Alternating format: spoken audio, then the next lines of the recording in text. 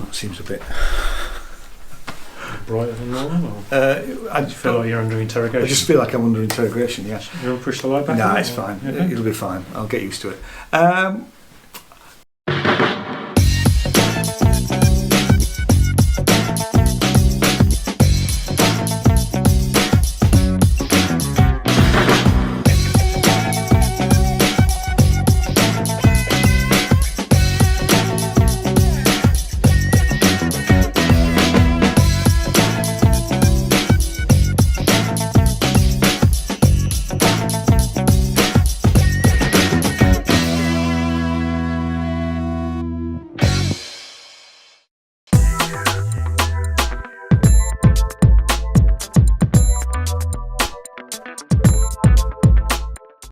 Good evening. Here we are covering the Aesthetica Short Film Festival. Let's think about it there for a minute. I'm Ian, this is Jason, channel's all about music and art, and this is day 3. All of the others are linked down, all the other days are linked down below. On average, we've tended to do, we're covering everything to do with the festival as much as we can. They're usually done in like half-hour videos, part 1 and part 2 we've done so far, and this will be the same as well. So let's say day 3, it's Friday. We'll start with yours because actually you went off before me, didn't you, to your thriller? Yes, Thriller 2. Yeah, and I went to comedy. Yes, I went to Thriller 2. It was entitled Short Circuit. It was on at Friargate, so I was there again, which is a nice little venue actually. Definitely getting used to it. This section is again, obviously we're running out of time, but most of them you've still got an opportunity to see. So this one's on again on the city screen on Sunday at 1:30. So Thriller 2, 6 movies, all kind of pieced together. It's all about where would we be without technology, artificial intelligence. Throughout all of them, the theme was, we were set in the not too distant future. Yeah. They were futuristic, but certainly tales of now and tales of maybe some of the challenges with how our lives have kind of become, how we've embraced technology in our daily lives. So the first one was called Wired. The team behind the film were in the room. In the Great. cinema. That's good. I like it when that happens. Yeah, so it kind of did a little opening gambit, kind of spoke to the audience, That's lovely, actually. called out the cinema photographer who was kind of sitting in the seats. So he got up and said a little bit at the beginning. They said it was only the second or third kind of open viewing, so they were interested to kind of observe the audience and the take on it from in the auditorium, which was good. So it was in the not too distant future. The main character was somebody called Becky. They kind of kept calling her different names, but she basically lived on her own with a home assistant called Maya, which was MAIA. So it was AI was the name. So Maya. It connected all her devices and essentially ran her life for her with the primary goal of maintaining her well-being. Right. Or so you thought. Yeah. So it did everything for her. It decided a day, answered her phone calls. They lived in some kind of block that was kind of secure. So it looked after her well-being, but the whole premise of the show was actually it wasn't what you thought, and it took it kind of went out of control. Yeah. Without giving a lot away. There's been a couple of movies like that, hasn't there? Yes. Neon reminds me from a few years ago, and there was one in the 80s. With Julie Christie, can't remember what it's called now, but same sort of thing. So, everything's been taken over for the person, but then, like you said, things go wrong. Yeah, like Short Circuit. The original Short Circuit, which is the name of that strand. So it was good, lots of twists. Won't give anything away. Great acting, a few aha moments. Good aha moments, which was really good. So that was the first one. The second one was called Benji, a UK film, pretty short, only 6 minutes. Pretty surreal. The theme of it was everything returns to the ether. So things were recycled. So the things that the people in the film didn't need, they put it in this big robot recycling device that just atomized everything. And I won't give it away, but the robots were. There was a number of them throughout the house, all the different sizes. It was really dynamic. It was very short, but it was probably the one that captivated the room the most. That's interesting. There was something there that it really captivated the room. And I think it's quite difficult when it's a short movie like that. It's 6 minutes, but to be able to engage people really quickly. Yeah, with the characters, the theme, the story. You care about what's going on. Yeah. That's really good. Absolutely That's brilliant, actually. So the next one, which was a German film, it was titled in here S/9-05, but actually it stood for Sinos. So Sinos was a young girl called Mia. So there was Maya in one of the other ones, and then Mia in the third one. So Mia was a young girl. She only had one arm. He didn't know why, and she had a DIY, so she built her own DIY robot, little kind of robot, little transformer type thing on the table. She built it herself, and that was called Sinos, which was the S/05. So it was her father, their pet cat. They were living in some kind of compound, and they had to defend themselves against kind of the evil robots. Oh, okay. And again, twists and turns. The story evolved from that, but it was very good. The futuristic element of it. It was kind of 60 years out in the future, and it did feel like that. It was pretty good. It was well done. Yeah.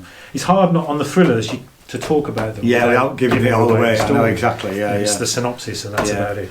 So they were the first three. So I went to Comedy 3, which was Fight Your Corner. Now I knew full well that I wouldn't be able to see all of these because I had a ticket for a masterclass. So I was hoping to see 3, but then I worked out that the first 2 films were about 60 minutes each, which gave me half an hour. And then I thought, well, can I make the next one, which was 10 minutes? And actually wouldn't have left me enough time to get to the next venue to be able to see the masterclass. So I decided to just see the first 2. So the first one, and there were some pretty well-known actors in this. I couldn't tell you their names particularly, but I've definitely seen them in not only comedy, but I've seen them in drama as well. So it was a good cast. It was called Victory to the Mimers, and it was first of all set in 1985, and you thought it was about the miners' strike, but I won't give the joke away. It was a red herring. Maybe. Okay. I shouldn't say any more than that. And then it jumped to the current day, and it was well acted. It was funny. It certainly passed what is called the 6 laugh test. Okay. That any comedy should pass the 6 laugh test. And he did certainly, and he engaged the audience. We were all laughing. Good. It was definitely, it was oversubscribed because all of the seats were filled. There's the big theatre in the city screen. There was people sat down the sides, and then when I left at the end of the second film, people were literally stood at the bottom, at the sides, watching. So it was really, really well attended, which was brilliant actually. It was incredibly hot in there at that particular time. Maybe it's because of the amount of bodies. So that was that one. So it was 15 minutes, and it was really, really good. And like I say, like you with the 6-minute thing, everybody was really engaged. Great cast, well-known faces, but that's pretty much irrelevant because those people you didn't know was just as good. And the next one was a thing called Tippy Toes, and it was. He never found his name, but the main guy, his ex-girlfriend, his boss, and his downstairs neighbour, who won't stop complaining. It is Sam. Sam tries to please everybody, and he suddenly realises that actually what he needs is too nice, and he wants to be nasty. So he meets this guy who is the charity guy who he always gives money to, and together they decide to try and become nasty. And I'll leave it at that because I don't want to give the game away. So 15 minutes. I think the Victory to the Mimers was better, but it was still engaging. It was still funny, And I almost wish I could have stayed and watched the other 4 actually, but I didn't. But it was really, it was good. Unknown cast. I mean, it was clearly a very low budget, but it's filmed really, really well.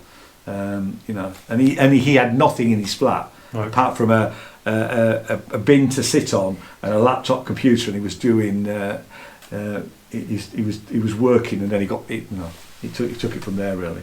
So, but he was clearly too nice. With this chap, but I don't want to give it away. But Tippy Toes. So Comedy 3. So the Comedy 3, Fight Your Corner. I mean, you can't go wrong with the comedies, right? No, you can't. I did a couple of the comedies. Yeah. And you can see it again. It's going to be on a Sunday, 10 o'clock in the morning till 11:30 at the Yorkshire Museum. So it's changing venues and it's been at different venues. Wednesday it was at Friargate, today was City Screen. Okay, but you can still see it before Sunday. Nice. So back to my thrillers. Yeah. Now I've lost my page. So Short Circuit, Thriller 2. So the last three films, again, hard to talk about without giving too much away. The plot away. But the next one was Soulmate. There were two very high-profile actors, instantly recognisable in that. It was one of the girls from the reporting room in Afterlife, which was obviously I remember Afterlife. massive. I liked it. Yeah. So it was the girl from there, and the guy, I've seen him in lots of things as well. UK film. So it's set around Anna, who works in an AI lab. In the not too distant future, it's probably 10 years away or so. Yeah, it's really not far away. Works in an AI lab, and actually in her kind of spare time when she's not doing what her bosses want, she's in the equivalent of The Sims. It's a simulated world. She strikes up a relationship with this guy Neil, but it's all this simulated world. So she's got headsets on, and she's in this world, and they've kind of built up like a history of a long period of time, like more than 100 scenes of her with this guy, and this romance, this simulated world of romance is kind of growing, and you see them getting together. Then there's a kind of bit of a lockdown in the lab that she works in, and they're investigating something. She has to delete everything. The investigation's closed. She goes back online into her Sims world, and everything's deleted. Wow. The guy's gone off. He's living another life. So it's quite interesting in terms of how that goes and how it moves through that plot. But it's quite interesting. Again, it's in the future, but it's very current. It's very. We are there. We are absolutely. Next one was Outside Noise, filmed by Ethan Evans. The visuals and the music were a really great combination. It was kind of thriller but leaning towards horror. So there was some horror stuff. Yeah.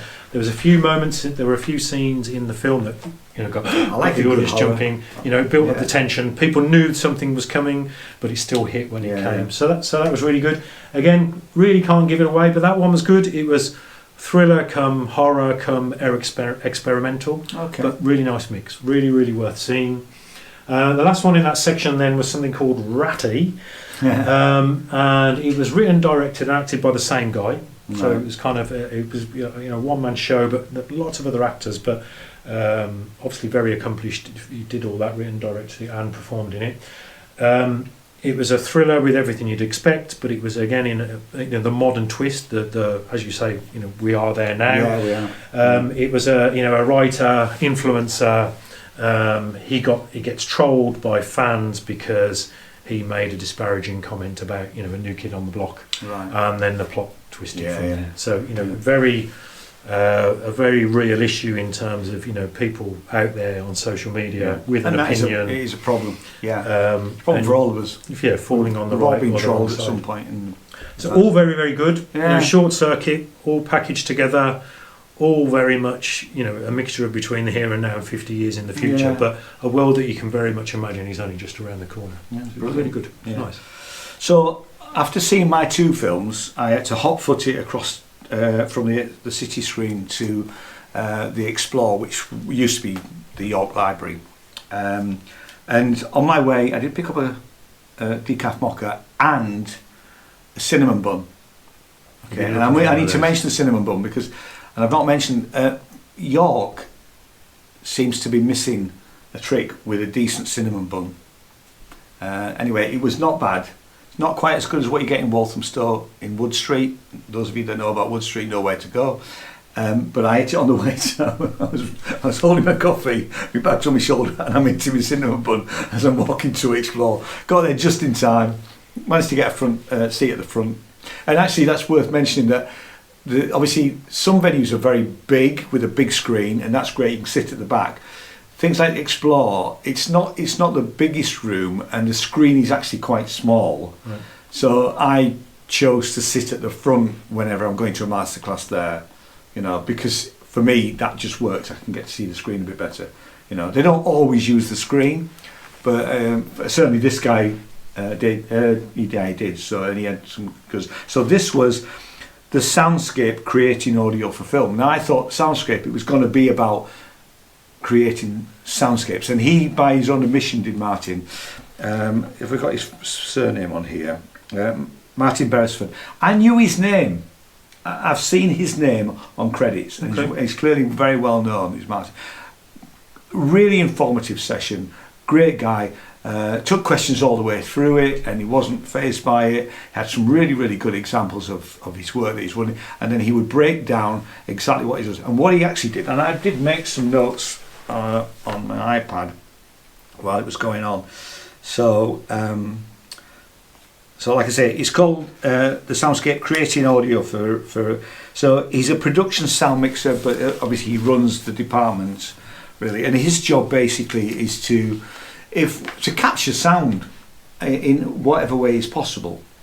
And he said it's always a battle, whether it's working with lav mics or boom mics. So his job is to manage all of that and all the kits. He said, and the first example he had was The Death of Stalin, which is the comedy film, and you had 6 well-known actors all talking at the same time, carrying the body of Stalin from one room to another, saying how heavy it was, and they're all interacting. You can't, and he then broke it down. He said, well, because it's a wide shot and we've got this, I couldn't really we're using lav mics, but they're all hidden. And one of the questions was, well, how did you get away with the rustle? And he said, we just managed that. He said, I have a guy that I employ who is brilliant at hiding. He said, if you use a tie, hide the microphone in the tie, and he explained all of that, and he went through different. Like there's one scene with it was Ray Fiennes on. Was it Ray Fiennes? It wasn't Ray Fiennes. It was an actor anyway, a well-known actor, and he was on the outside of a train, and how he captured the sound of the outside train, and he broke it down that the train really wasn't moving. The actor was stood there with green screening it behind it, but he then went up to, I think it was one of the North Yorkshire Railways, and he said to the train driver, I want you to give it welly, and he loved doing that, and he recorded the sound of the train going really fast, and he showed the microphones on the outside of the train. So the whole thing was absolutely fascinating, and he had lots of sort of really really good information. Like he said, 95% of his job is capturing dialogue, but he is also capturing Foley and all the other stuff as well. He says he always records the rehearsals, because so many times the director will say, we haven't got time to do your bit. Can I just record this? As much as we haven't got time to do that. We've got to move on. And he said he always has 2 of everything, and he's got lots of kit, obviously, and a whole team of people. He said, because I can't, if something breaks down, I switch the computer on and it won't work, I need a backup there straight away. Time is precious. Time is so, he says, I can't hold up the actual shoot because we can't capture the audio. Yeah. And he said usually what he likes to do now is he likes to work on TV rather than films, although he's done some really big films. He said because he'd be away for 6 months on a film project, whereas if he does TV, it's usually 6 to 8 weeks, right. maybe a little bit more than that. But fundamentally, he's not away for a long period of time, and he's got a young family. He said, and I like to be home, right. But really, really, really, really interesting session, and pity it's not been shown again actually, because it was brilliant, really. And I learnt loads. I mean, it wasn't quite what I was expecting it to be, but he was brilliant. Q&A in the room? Yes, all the way through. Right. All the way through. And he answered everybody's questions. A guy who met Jack was the film lecturer I was talking to in the other session. He had lots of questions because he taught film and that sort of stuff. So he was conscious that he was dominating, but everybody's questions got answered. He was great, really. Good. Absolutely fantastic. Everything you want from a masterclass, by the sound. Absolutely. And he says, like I say, what he was showing us made absolute sense when he broke it down, and he not only did he break it down by talking to us, he actually showed us images of where the microphone's positioning would be on a certain job. And there was a boat thing where it was Swallows and Amazons, which is a movie. It's a newer version, and then he explained that we couldn't they couldn't record the sound of the boat because the motor noise of the boats was too noisy. So he had to go back out on a boat and actually record the sound of the waves as the boat. It's only a small boat, and he worked on in the 90s. He worked on a James Bond film, and he said the budget there was massive, you know. And it was really, really fascinating. It's brilliant. We'll break there. So this is part one. We'll come back with part two because I did animation, you did advertising, and then we both went to a masterclass on podcasts, which was very interesting. So that'll be in part two. Everything is linked down below, including the other days. Thanks so much for watching, and we'll see you next time. Cheers. Bye bye.